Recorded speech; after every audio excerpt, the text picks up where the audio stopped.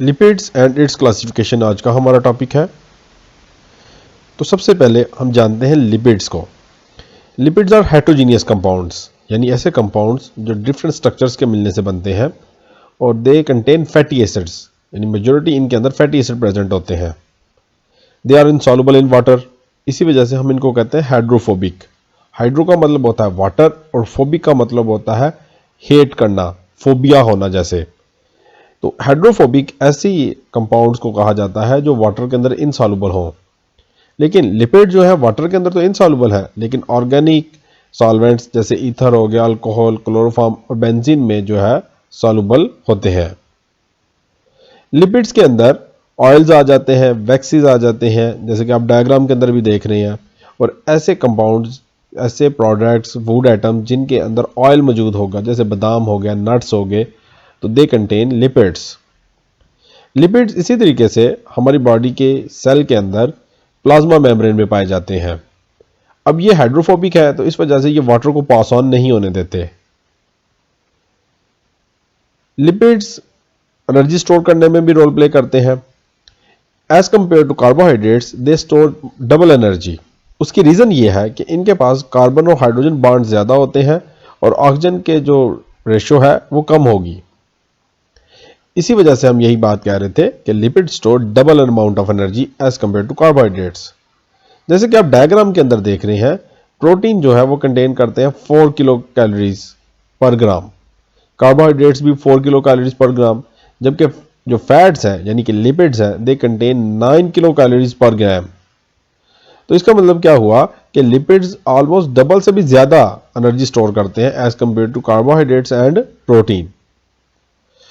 और दूसरी बात, they are lighter as compare to water, यानी इनकी जो स्पेसिफिक ग्रेविटी है वो होती है 0.8, जबकि वाटर की जो स्पेसिफिक ग्रेविटी है वो 1.0 है। अब वाटर जो है इनके मुकाबले में हैवियर है, इस वजह से वो नीचे रहता है, जबकि जो फैट्स और ऑयल होते हैं they can float over the water. अब देखें ना, अगर फॉर एग्जांपल इस बात को हम ऐसे भी समझ सकते हैं कि अगर ये इसे हैवियर होते तो इसके अंदर सबमर्ज हो जाते। जैसे एक पत्थर है, वो वाटर के अंदर सॉल्युबल नहीं है, लेकिन हम उसको पत्थर को जब पानी के अंदर डालते हैं तो वो उसके अंदर जाके बैठ जाता है, लेकिन ऊपर तैरता नहीं रहता। जबकि जो फैट्स और ऑयल है, क्योंकि इनकी स्पेसिफिक ग्रेविटी वाटर के मुकाबले में कम है, इस वजह से ये उसके ऊपर तैरते रहते हैं और इसके अंदर सबमर्ज नहीं होते। डिजॉल्व होना तो एक अलग बात हो जाती है। इधर डिजॉल्व होने के लिए तो ऑर्गेनिक सॉल्वेंट है जिनके अंदर ये इजीली सॉल्युबल हो सकते हैं। इसके बाद लिपिड्स इंसुलेशन प्रोवाइड करते हैं। जैसे फैट की लेयर है, पिलेज लेयर होती है, हमें इंसुलेशन प्रोवाइड करती है, ठंड से बचाने में रोल प्ले करती है, वाटरप्रूफ के तौर पे भी एक्ट करती है। अगर आप डायग्राम के अंदर देखें तो आपको नजर आ रहा होगा कि सबसे ऊपर एपिडर्मिस है, फिर डर्मिस की लेयर है और उसके नीचे फैट की लेयर होती है। ये फैट की लेयर हमें प्रोटेक्शन प्रोवाइड करती है। जो कोल्ड इन्वायरमेंट है उसमें हीट प्रोवाइड करने में इसका बहुत इंपॉर्टेंट रोल है। इसी तरीके से लिपिड्स की फॉर्म है वैक्सीज। ये एक्सोस्केलेटन ऑफ इंसेक्ट्स में प्रेजेंट होते हैं। अब ये वाटर में सॉल्युबल नहीं हो सकते वैक्सीज, तो जो एक्सोस्केलेटन है यानी आउटर कवरिंग होता है, आउटर स्केलेटन होता है, उसके ऊपर ये प्रेजेंट होते हैं ताकि वाटर इनटेक ना हो सके, वाटर मूव ना कर सके और उनके जो स्ट्रक्चर्स हैं उनको डिस्टर्ब ना कर सके। तो ये प्रोटेक्टिव लेयर के तौर पे एक्ट करता है। इसी तरीके से वैक्सीज जो है वो लीफ के ऊपर भी पाई जाती हैं, क्यूटिकल की फॉर्म में। लीफ के ऊपर वाली जो सरफेस है, अगर आपने अक्सर ऑब्जर्व किया होगा कि आप उसके ऊपर पानी फेंके तो पानी के जो ड्रॉपलेट्स हैं वो बन जाते हैं और पानी उसके अंदर डिजॉल्व नहीं होता या अंदर मूव नहीं कर सकता। उसकी रीज़न ये है कि एक लेयर बन गई है वैक्स की, जिसने उसको उसके अंदर इनटेक करने में बिल्कुल एक बैरियर के तौर पे एक्ट करेगा। तो क्यूटिकल जो है उस लेयर का नाम है। इसी तरीके से लीव्स के अंदर के साथ साथ फ्रूट्स में सीड के कोट के अंदर ये क्यूटिकल की जो लेयर है प्रेजेंट होती है, जो कि वाटर बैरियर के तौर पे एक्ट करती है और उसके स्ट्रक्चर को डिस्टर्ब होने से बचाती है।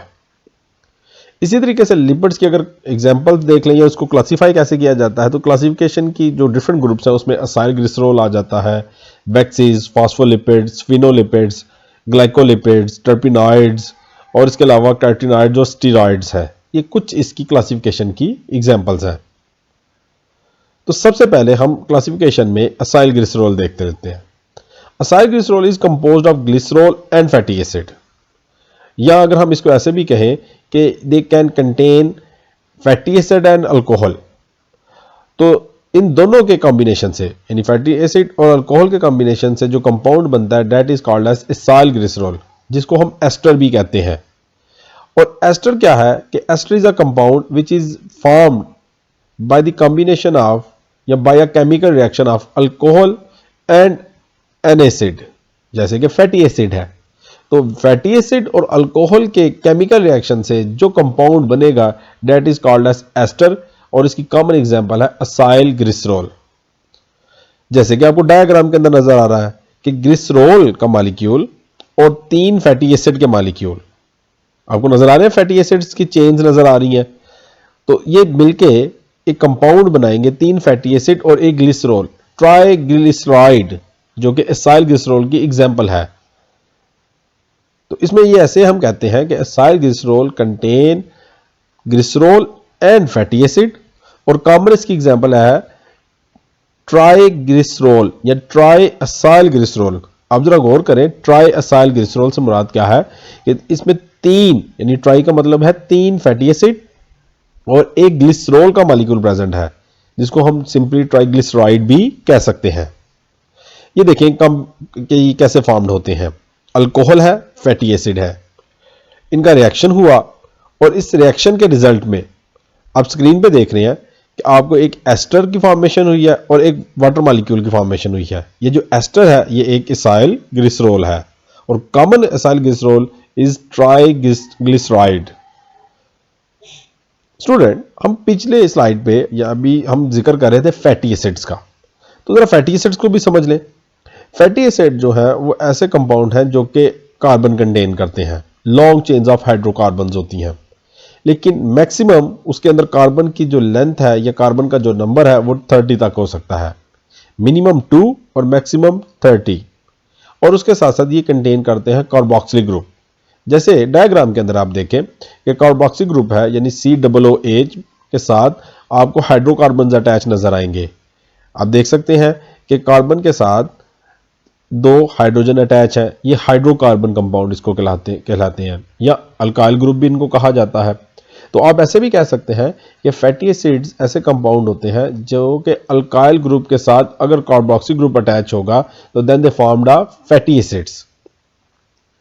अब इसमें कुछ ऐसे कंपाउंड्स हैं जिनमें कोई डबल बॉन्ड नहीं होगा, जैसे आपको स्क्रीन पे कॉमन एक नजर आ रहा है, और कुछ ऐसे हैं जिनके अंदर डबल बॉन्ड भी प्रेजेंट हो सकते हैं। मिनिमम 6 जो बॉन्ड है या मैक्सिमम कह सकते हैं आप कि 6 डबल बॉन्ड जो है वो इसमें प्रेजेंट हो सकते हैं। अब ये देखें डबल बॉन्ड की एग्जांपल नजर आ रही है आपको कि जहां पे डबल बॉन्ड है वहां पे थोड़ा सा कर्व हुआ है। तो carboxyl group C double bond OH, उसके साथ CH की लॉन्ग चेन एक आपको नजर आ रही है, हाइड्रोकार्बन की एक लॉन्ग चेन नजर आ रही है, और जहां पे डबल बॉन्ड है वहां पे एक हाइड्रोजन की का जो नंबर है वो वैसे भी कम है। उसकी रीजन ये है कि कार्बन अपने टेट्रावैलेंसी को बरकरार रखता है। तो एनिमल्स के अंदर फैटी एसिड स्ट्रेट चेन में होते हैं, जबकि प्लांट्स के अंदर जो फैटी एसिड्स हैं वो रिंग फॉर्म में भी नजर आते हैं। जैसे कि आप स्क्रीन पे देख रहे हैं, तो हमारे यहाँ पे अभी जितने भी फैटी एसिड्स हैं ये दोनों के दोनों स्ट्रेट चेन हैं। इसके बाद फैटी एसिड्स के बारे में एक और बात, they may be unsaturated fatty acid और सैचुरेटेड फैटी एसिड्स, यानी अगर हम ऐसे कहें तो फैटी एसिड्स की 2 टाइप्स हैं, unsaturated and saturated. Unsaturated fatty acid ऐसे फैटी एसिड होते हैं जो कि लिक्विड होते हैं, रूम टेम्परेचर में वो लिक्विड होंगे, जैसे कि ऑयल्स, और ये यूजुअली प्लांट से ऑब्टेन किए जाते हैं। जैसे आप डायग्राम के अंदर देखें आपको फैटी एसिड नजर आ रहे हैं जिसमें कार्बोक्सिल ग्रुप है और नीचे हाइड्रोकार्बन की चेन है। ये दोनों के दोनों अनसैचुरेटेड है और ये प्लांट से ऑब्टेन किए जाते हैं। जबकि सैचुरेटेड फैटी एसिड्स ऐसे फैटी एसिड्स होते हैं जो कि सॉलिड्स होते हैं, जैसे कि चर्बी, एनिमल फैट, सिंपली बटर भी हम कह सकते हैं, घी हो गया, ये कॉमन इसकी एग्जांपल है जो हमारे घरों में भी पाए जाते हैं। तो ये सैचुरेटेड फैटी एसिड्स होते हैं जो कि सॉलिड एट रूम टेम्परेचर होते हैं। तो इसी तरह से हम ये कह सकते हैं कि प्लांट के जो फैटी एसिड्स हैं वो लिक्विड है और जो एनिमल फैटी एसिड्स हैं they are solid in structures. तो ये कुछ सैचुरेटेड और अनसैचुरेटेड फैटी एसिड्स की आपको डायग्राम भी नजर आ रही होंगी स्क्रीन के ऊपर। उसके बाद आ जाते हैं वैक्सीज। तीसरा ग्रुप इसका क्लासिफिकेशन में तीसरा ग्रुप वो है वैक्सीज। वैक्सीज का जैसे जिक्र हम पहले भी कर चुके हैं, they are protective layer on the leaves. एक एग्जांपल हमने पीछे पढ़ी थी। इसी तरीके से फ्रूट्स की भी मैंने बताई थी। इसी तरीके से अब आपको एक और इन्फॉर्मेशन देते हैं कि जो वैक्सीज है ये कुछ इंसेक्ट्स होते हैं वो सक्रीट भी करती हैं। जैसे कॉमन सी एग्जांपल है बी वैक्स। जो हनी बी है, जो शहद की मक्खी है, वो जिस छत्ते के अंदर शहद बनाती है वो वैक्स का बना होता है। तो सम एनिमल्स यानी some insects also secrete waxes. इसी तरीके से वैक्सीज वाटर बैरियर के तौर पर एक्ट करते हैं। हम पीछे भी इस बात का जिक्र कर चुके हैं। ये वैक्सीज हमें एब्रेसिव डैमेज से बचाती हैं। और वैक्सीज कंटेन अल्केन्स, कीटोन्स और इनके अंदर भी हाइड्रोकार्बन की चेन्स होंगी, लेकिन ऑड नंबर में। जैसे हम पीछे पढ़ के आए हैं फैटी एसिड्स, उनमें है हाइड्रोकार्बन की चेन्स लेकिन इवन में थी और मिनिमम 2 और मैक्सिमम तक 30 जो हाइड्रोकार्बन है या कार्बन का नंबर है वो प्रेजेंट हो सकता है। तो यहाँ पे जो कार्बन का नंबर है वो 25 से लेके 35 तक है और ऑड नंबर में है, यानी 25 हो गया, 27, 29, 31, 33 और 35। इसकी लास्ट क्लासिफिकेशन के अंदर हम देखते हैं फास्फोलिपिड्स। फास्फोलिपिड्स डेरिवेटिव्स हैं फास्फोरिक एसिड के, जो कि कंटेन करता है ग्लिसरॉल, फैटी एसिड और फास्फोरिक एसिड। जैसे हम पीछे अभी जिक्र करके आए हैं असाइल ग्लिसरॉल का, तो असाइल ग्लिसरॉल में तो 2 कंपाउंड हमने देख चुके हैं, ग्लिसरॉल और फैटी एसिड्स।